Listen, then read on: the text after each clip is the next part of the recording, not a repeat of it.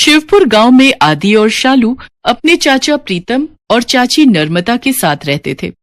उन दोनों के माता पिता का देहांत रोड एक्सीडेंट में हो गया था। जहां प्रीतम बच्चों को बेहद प्यार करता था, तो वहीं नर्मदा उनके साथ बहुत बुरा बर्ताव करती थी।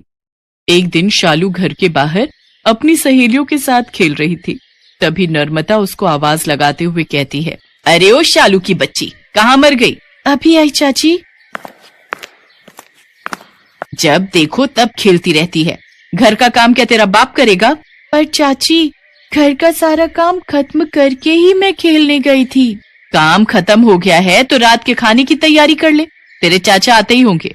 तभी आदि वहां आ जाता है। क्यों रे, कहाँ घूम रहा था? कभी घर पर भी टिक जाए कर। चाची, मैं पास वाले दुर्गा माँ के मंदिर गया था। मंदिर जाने की क्या जरूरत थी? खेत पर ही चला जाता अपने चाचा का हाथ बटाने, उन्हें भी कुछ आराम मिल जाता। हाँ चाची, पहले खाना खा लूं, फिर चला जाऊंगा। पर खाना तो खत्म हो गया, अब रात को ही मिलेगा। आदि बिना कुछ खाए भूखा ही खेत पर जाने के लिए निकल जाता है। पर शालू को ये बात अच्छी नहीं लगती और वो अपनी चाची से कहती है, चाची, आपने आदि भैया से झूठ क्यों कहा? वो भूखा ही चला गया। तू जरा सी लड़की मुझे झूठी बता रही है। आने दे, तेरे चाचा को फिर बताती हूँ तुझे। फिर शाम को दोनों चाचा भतीजा घर वापस आते हैं। उनके आते ही नर्मदा उन दोनों के खिलाफ प्रीतम के कान भर देती है, जिससे वो उन दोनों को घर से बाहर निकाल देता है। रात को ठंड में दोनों सड़क पर चले जा रहे थे। तभी शालू कहती है, आदि भैया, अब हम क्या करेंगे? हम कहाँ जाएंगे? तू चिंता मत कर शालू, तुझे याद नहीं जब हम पर कोई भी मुसीबत पड़ती थी तो माँ क्या करती थी? मुझे तो कुछ भी याद नहीं भैया, मैं तो बहुत छोटी थी ना। आप ही बता दो, क्या कहती थी हमारी माँ? माँ हमेशा कहती थी कि माँ दुर्गा का सदा ध्यान करना चाहिए।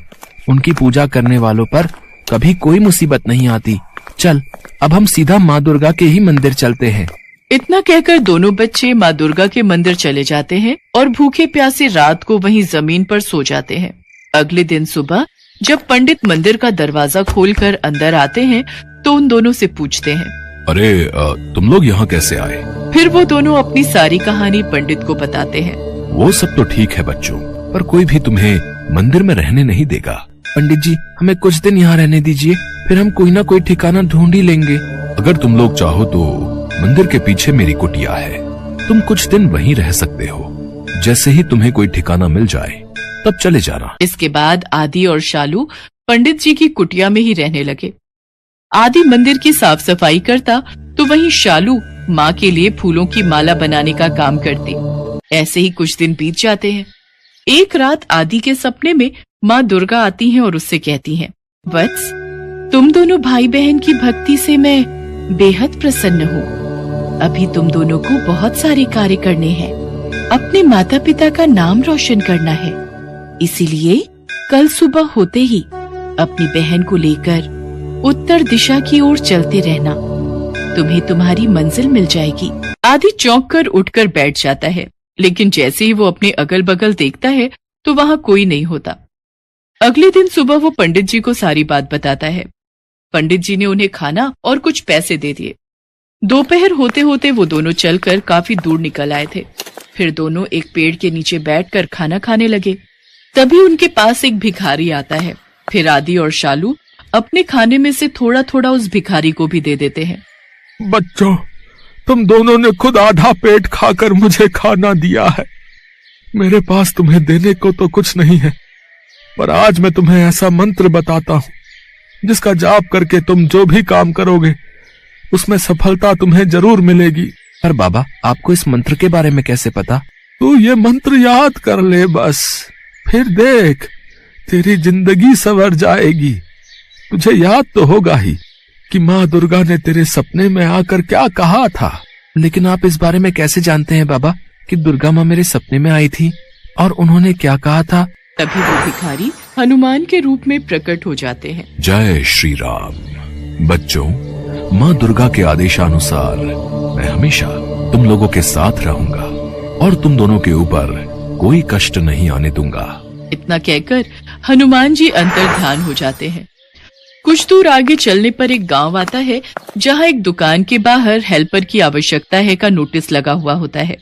ये देखकर आदि और शालू उस सेठ की दुकान में काम करने लग जाते हैं।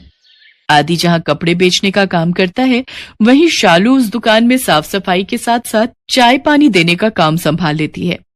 कुछ समय बाद आदि और शालू सेठ जी से कपड़े लेकर गांव-गांव बेचने निकल पड़ते हैं।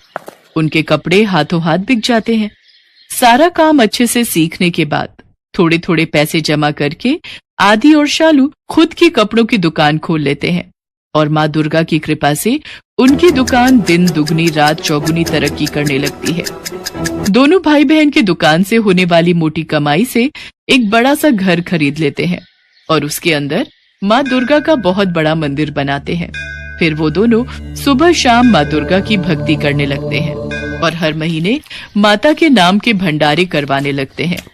माँ दुर्गा का आशीर्वाद भी उन पर खूब बरसता है और देखते ही देखते वो दोनों उस गांव के सबसे धनी लोगों में शुमार हो जाते हैं।